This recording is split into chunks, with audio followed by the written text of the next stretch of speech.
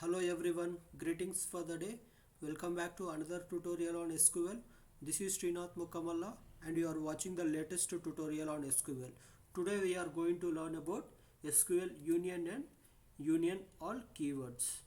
So what is union?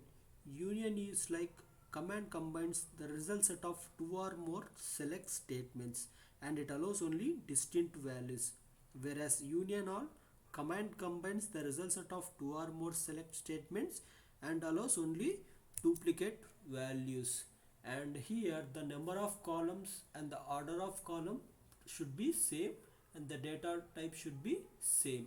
So let's go to the SQL server and verify the same. So here I already created two tables called Indian customer and US customers. So let me run this now. So these are the data which is in Indian customer. These are the data which is in US customer. And you can see here in Indian customer the ID2 and in US customer ID2 are the same data. So let's see what happens if I keep union.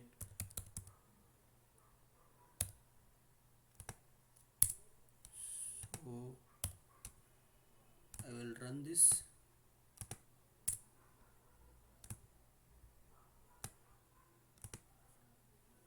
See, the duplicate data has been removed.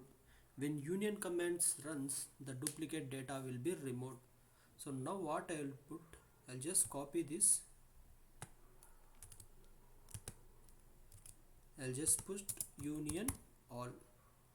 So let's run both. Let's see what happens.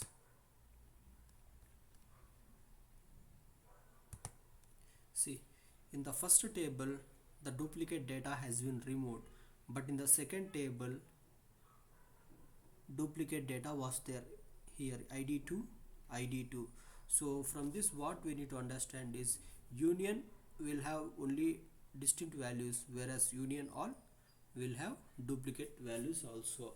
And one more point, union sorting order is less faster than union all.